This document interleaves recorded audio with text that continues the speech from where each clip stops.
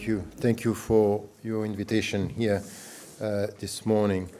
I will try to stick to the 20 minutes, knowing that with 20 minutes it's very difficult to speak about what is happening in the Middle East and in MENA and Middle East and the African countries, and then we'll have your questions, and I think through your question we can go deeper in the discussion.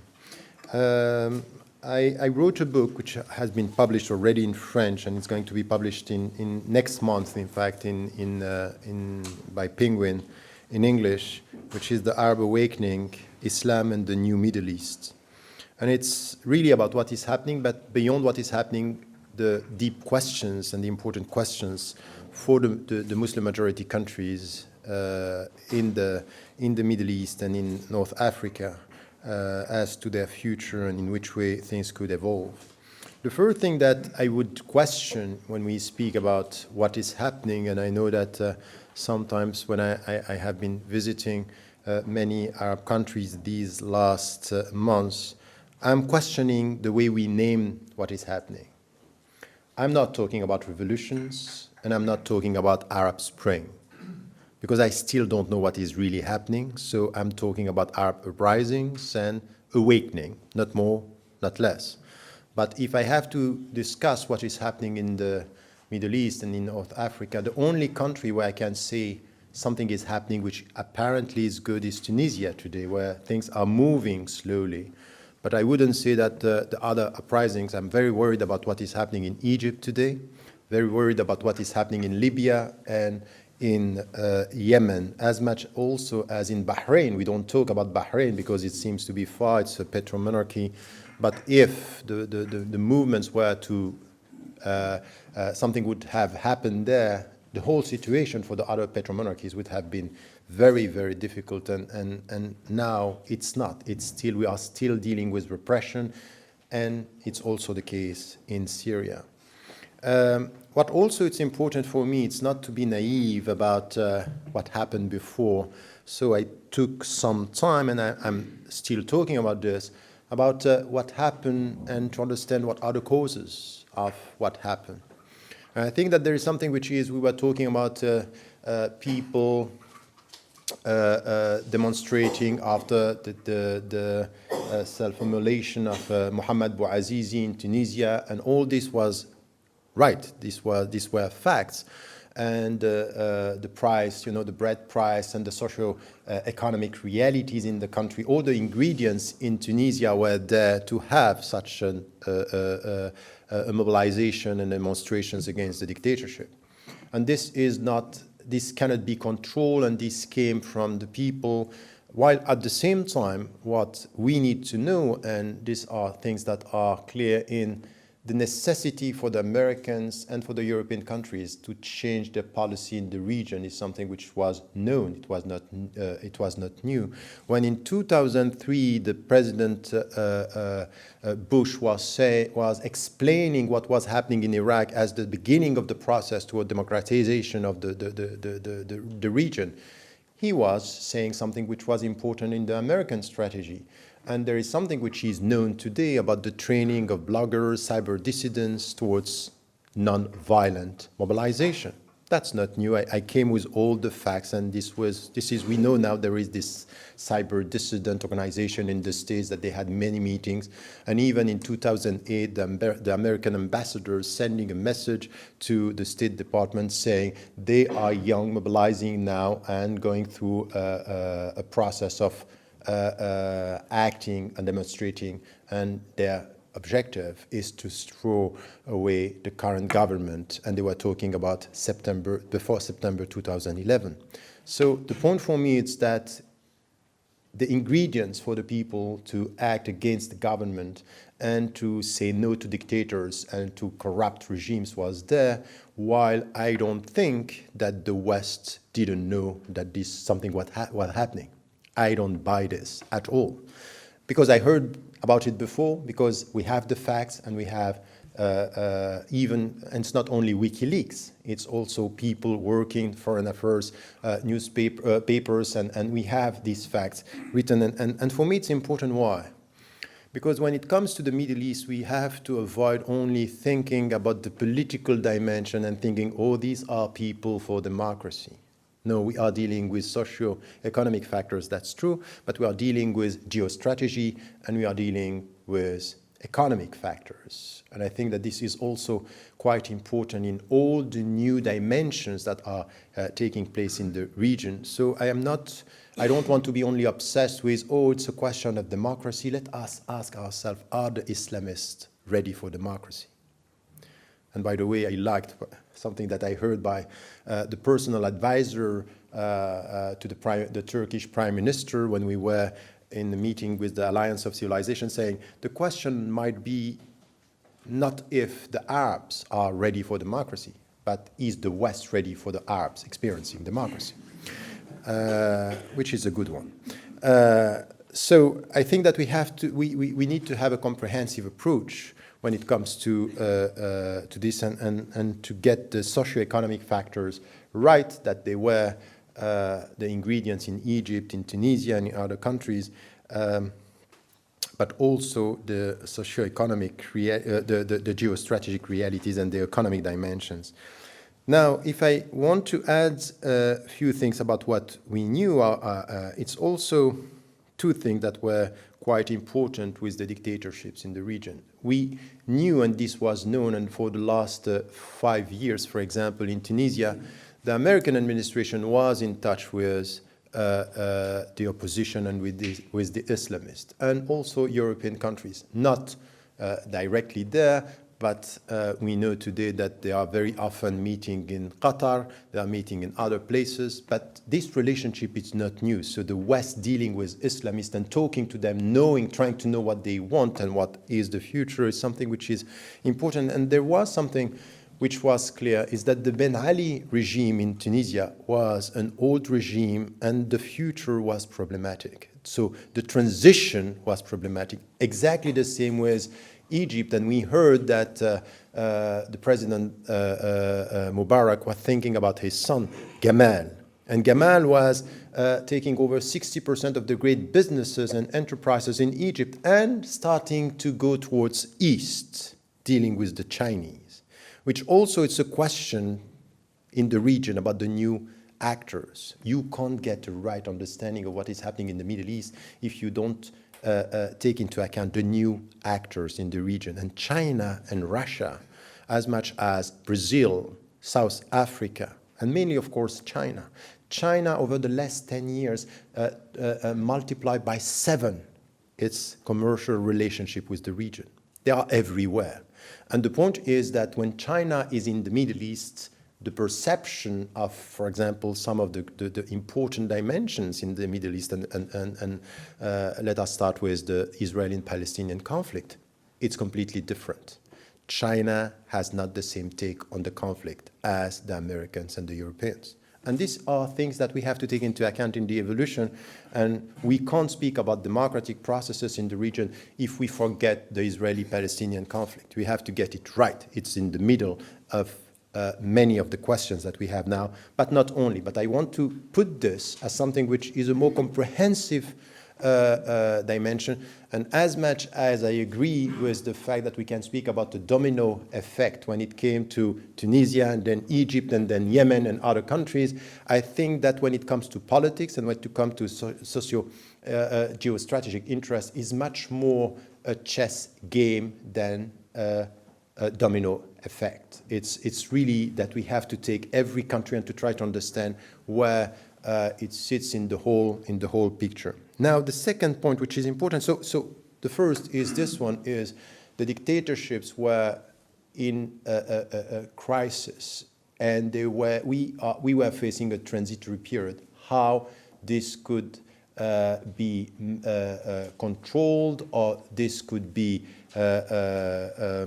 how we can go along the whole process was a question that we have in the West, but also in the Middle East itself. The second point is all these young people who are using the internet and social network and all this.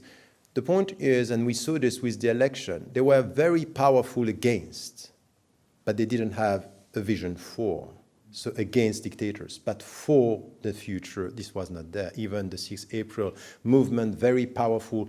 You know, I don't know if you saw the two programs that were done on them on Al Jazeera in English and in Arabic. Very, very strong vision about how do we mobilize. And once again, they were trained, and we know this. It started in 2000, 2003 with Serja Popovic, everything which happened against Milosevic, and this vision, planning, discipline, non-violent discipline. This is known. These are things that are known, but they were very powerful. And in the program, they were saying how they wanted to go, and which, you know, everything was thought about. It's about, for example, the slogan, nothing should be said against the West. Everything should be said against the regime. It was very disciplined. It was very well done.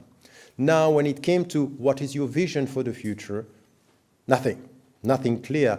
We know why we are against. We don't know what we want as the future, talking about democracy and freedom. And what happened is something that we had here in the West, but it was not only a Western understanding or a Western projection. Straight after the first step in Tunisia and then in Egypt, the big question, what about the Islamists? What about the secular? And the discussion was a polarization between the secular and the Islamist. So this is the main point here today, where we need to deal with this. Why? Because when you talk to people in the region, and coming from Tunisia and Egypt, they say, oh, this is a Western business. They are looking at us as, you know, Islamists against secular. But in fact, it's not true. It's not coming from the West. It's also coming from the Muslim majority countries. That you have this polarization in all the discussion. And when you have this polarization in all the discussion, this is what I call the contemporary crisis in the Arab mind and in the Muslim mind, is the way you portray the whole political discussion and economic discussion in the Muslim majority countries now is to have this discussion between the secular and the Islamist, and to take it as the big question for now and for the future. And ending by asking ourselves, what about the democratic process? What about transparency? What about representation within the country? But if you listen to the deep discussion that we have now, and that we had, because it's changing, for example, in Tunisia now, it's changing. But for the first months, what we had is the secular saying, you are Islamist, you are backward, you are imposing religion, and they were taking their legitimacy as being progressive against the religious people. And on the other side, the religious people saying, but you are westernized, you are working with the West, you have been, for some of you, supporting the dictator, Ben Ali, and now we have the religious credibility. At the end, the discourse and the political discourse in the Arab world and the Muslim majority countries is about credential. And we have the religious credential, or we have the progressive credential. And I think that this is where something should change in this. And this is still what we have in Egypt.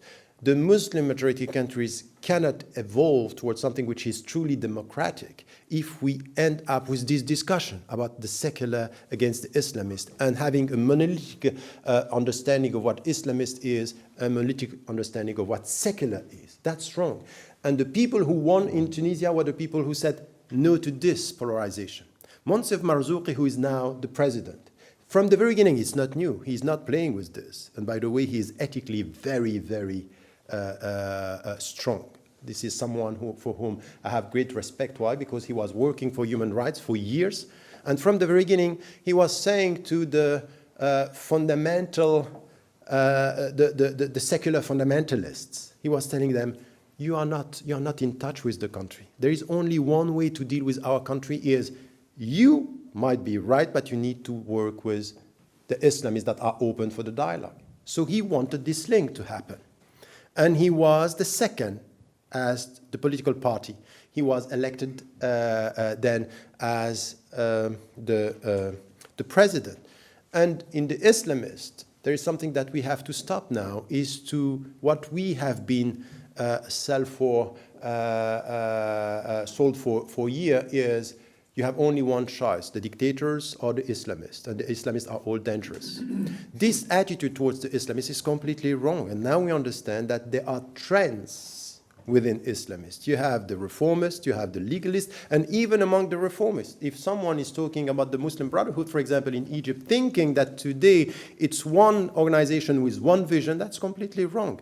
It exploded under the pressure of the demonstrations in Egypt. The young generation asking the elder generation, we have to go to Midan al-Tahrir, and the elders say, no, we have to wait, and they waited till 2 days before it happened. So this was an explosion. Why? Because the young generation is closer to the secular opposition and the young who are against the dictator, who were against the dictator, than towards only the Salafi. And now you have another trend, which is we were understanding in the West that the Salafi, which are the literalists, were supporting the Ikhwan. In fact, it's a very, very strong ideological competition between the literalists and the Ikhwan, the Muslim Brotherhood. I think that if we don't understand this, if we don't understand that the Islamists, there is a wide range. It's not only the radicals, it's not only the radicals, but it's also something which is the reformists, and within the reformists, many visions. For years, that's true, they were refusing the concept of democracy. Some now are saying democracy is nothing. And the first, by the way, who said that I don't have a problem with democracy is Rashid Ghannouchi, who is the president of the Nahda now in Tunisia.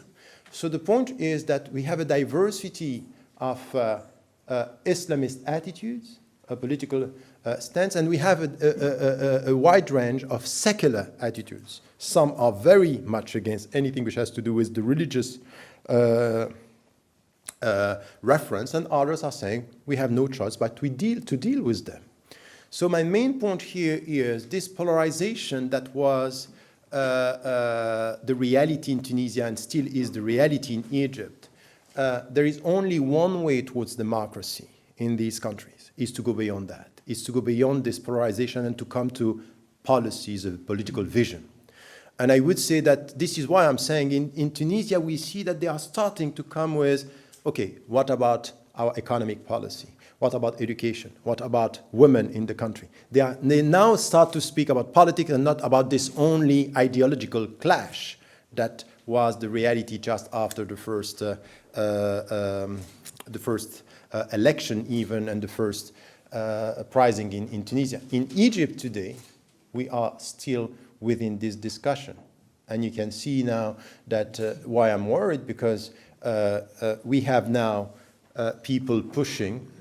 It's pushed from within and pushed from abroad. In Egypt, the Salafi movement, the more literalists. And I wrote an article when I was much criticized by saying, if you try to understand what is happening with the literalists in Egypt, you understand that there are internal dynamics, but you have also people supporting them from outside. And the first country to support one trend of the Salafi is Saudi Arabia, pushing them. So it was also to put the Muslim Brotherhood into a situation where they are in between, the literalists on the one hand and the army on the other hand. And there is today no real future in Egypt if you don't deal with the army. So the people who are in Midan al-Tahrir asking for the army to leave are people who are understanding that it's critical now. It's a critical time where the army is still taking over and deciding on the future of Egypt. So my main point here is, for us, when we try to understand, if we keep on repeating that all the Islamists are the same and bad, and we don't talk to the more pragmatic, is not going to work. And it's not, in fact, the reality now. The American government and European governments now are dealing with Islamists, and they are trying to find an agreement or to get a better understanding, and this is the way forward. Now, the second thing, which is still very important beyond these two countries, is what is going to happen in Syria and what is going to happen still in Yemen, and as I said, in Bahrain, in the petromonarchy. I don't see for now anything that could happen in the petromonarchies. I think that they are stable and they are protected at the same time. something which is quite interesting, and we were talking about this before, is the Moroccan example, preemptive policy to avoid demonstrations and to have controlled reform. I was told before the election who was going to win the election, which is good.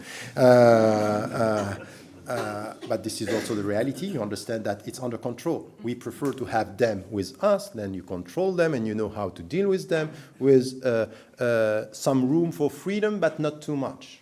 So, but we also have to be aware that there are limitations in the whole process, but this is where you avoid the demonstration.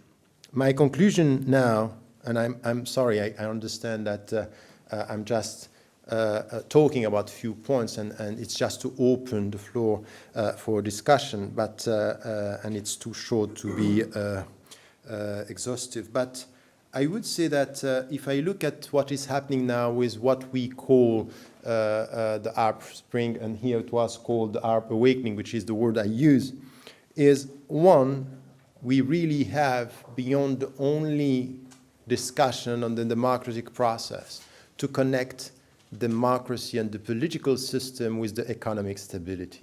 There will be no democracy without economic stability. And if we are not ready to talk about this, it's not going to work. And the people who are understanding this, and we may have to talk about it later, if you listen to the way, for example, the Turkish government is entering into the discussion, is not only to talk about he did it. For example, when he visited the Prime Minister Erdogan, when he visited Egypt, talking in such a way about, the secular system, that we have to deal with, we don't have to be scared of the secular system. This was a symbolic take. He was talking to two kind of people, his own people and the Arab world at the same time, saying we don't have, but he was not only coming with a political understanding, he was coming with a take on the economic stability. He was dealing with this. And by the way, it's quite important. Remember then when the President Barack Obama was talking, the second talk he gave about the situation after the revolution, half of the talk was about the economic factors. It was also about the World Bank, about the IMF, how we have to deal to put money in the whole process. And they are now putting money much more, and that's quite strange, much more than the Europeans. If you look at what happened in Tunisia and how much the Americans were involved from the very beginning, much more than the European countries, you ask yourself, it's quite strange. Where were the French? And in fact, after this, we had a deal. We were in Tunisia, we were in Egypt. You will do the job first, only first, in Libya. Anyway, that's a hypothesis. The second point is also to take into account, as I said, the new actors. And once again, the economic stability would have to do with the Chinese presence, which is critical today, and it's known. And it's connected, and it should be connected, as I said, with the Israeli-Palestinian conflict, but not only. The Chinese presence in Africa, in the Middle East, with the Indian presence, the Russian presence, the South African presence is shifting towards East. And this is something which is of concern, but we have to take this into account. And I would say that if you understand the Iranian policy, the Syrian policy just before, and now it's going also to be on the same tracks, and what is happening with the vision that if you listen to some of the Islamist voices about what they are saying in the future, they understand that they might have to have new relationship with China and understand that this is going to counterbalance the Western influence. And this is something which is important. So having said that, it's of course the geostrategic dimension. So I wouldn't just talk about democracy in a way which is very a narrow understanding. And the fourth point, as I said, that we have to discuss when it comes to the Middle East is the Israeli-Palestinian conflict and what is happening and what is not happening, in fact. I don't think that we can talk about a peace process today. I think that the situation is very, very worrying for the Palestinians, that the reality, this is the way I see it. And the last challenge that we will all have to deal with in the very near future, but of course is one of the main challenges for the Muslim majority countries today, is the relationship between Sunni and Shia. it's critical. It's really central for the relationship. Remember, in the past, the unifying factor in the Muslim majority countries was, for example, the opposition to Israel. It was all the Arab and the Sunni and Shia were together. If you listen to the voices now, it's to say who are the more effective in resisting Israel today. It's not the Sunni, it's the Shia. It's Iran, strong, and you can understand that Ahmadinejad, when he speaks the way he speaks about Israel, is not only a political discourse, it's a symbolic discourse. He's trying to get his people, he's gathering, he's working on psychology. And once again, I said it when we were eating right now, you can't understand the symbolic presence of the Prime Minister Erdogan in the Arab world if you don't get it. That it started when he stood up in Davos saying to the Israeli president, I'm not going to accept what you are doing in Gaza. And then he asked for apology when they killed the people in the flotilla. The symbolic dimension here is very important. And today, the symbolic resistance, or the resistance on the ground, and the symbolic credential that is used now by countries is very much on the side of the Shia. Hezbollah is a Shia organization, and they are, with Iran, with what is happening in Syria, at the middle of this fracture between the Sunni. So what was yesterday a unifying force is today revealing fractures within the society, and is going to have a great impact on the Middle East in the future. Thank you.